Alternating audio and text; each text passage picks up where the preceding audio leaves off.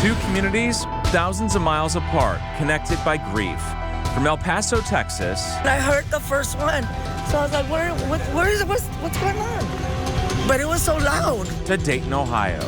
I ain't gonna never get those sounds out my head, just the gunshots. Now, a time for healing. 9 doves, representing the 9 lives lost, set free at a prayer vigil tonight. And bless Dayton, Ohio! As families come to terms with the unfathomable loss. My cousins did not deserve to lose their life. They had children, hardworking people. 2 days, 2 mass shootings, 29 lives lost. Just hours after 20 people were killed at a Walmart in El Paso, Texas yesterday morning, a gunman opened fire outside a bar in Dayton early this morning. Now let's walk through what we know about the timeline of events so far. At 1:05 this morning, officers patrolling the popular Oregon district in Dayton heard gunfire. They saw a large crowd running. Within 20 seconds, officers started shooting back and forth with the suspect who was trying to enter a bar. Within 30 seconds, that suspect shot and killed. We know he was wearing a mask, a bulletproof vest, and hearing protection, and carrying a high-capacity rifle. But despite the quick response, 9 people were killed, 27 others hurt. Tonight, the Dayton community came together to honor those victims with a vigil.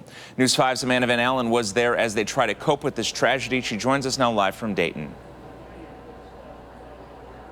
Well, Mike, that vigil just wrapped up here a little bit ago, but you can still see the remnants, people leaving flowers, candles behind, doing anything that they can to remember their friends and to remember their loved ones. Now, folks here say they are ready for change, and many pushed lawmakers as they came to town today to do something.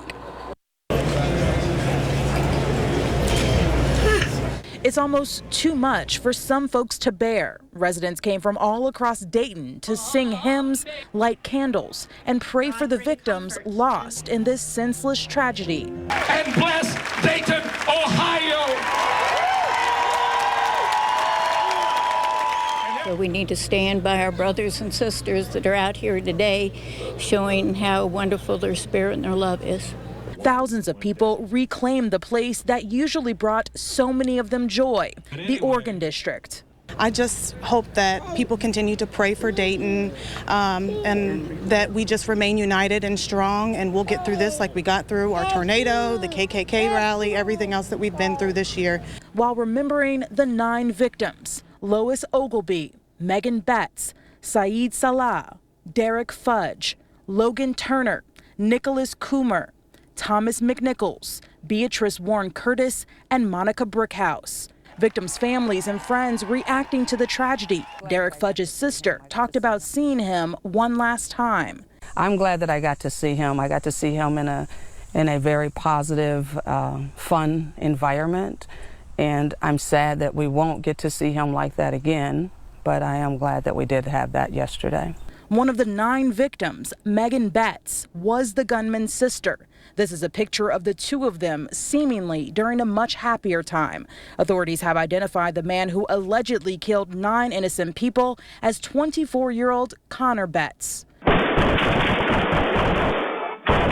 Police says Betts went on a shooting spree just after 1 a.m. Sunday in a popular bar and restaurant district in Dayton. He only opened fire for 20 seconds, and before half a minute passed, police were already on patrol in the area, ran towards him, and quickly killed him. Had this individual made it through the doorway of Ned Pepper's with that level of weaponry, there would have been a catastrophic injury and loss of life.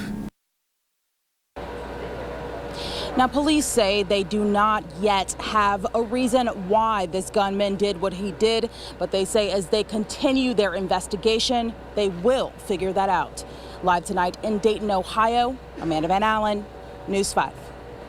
Amanda, thank you. We're also learning more information about the suspect in this shooting, and we want to be transparent about our coverage of him. While we don't want to give mass shooters the limelight, we do feel there are a couple of things about this shooter that the public deserves to know, and that might give some insight into why these tragedies happen. The Dayton Daily News is reporting that while in high school, the suspect was suspended for writing a hit list on a bathroom wall. The Daily News cited the former principal of the school, but the chief of police there would not confirm that. Today, investigators found writings linked to the shooter indicating that he showed an interest in killing people. However, the writings do not seem to indicate any racial or political motive.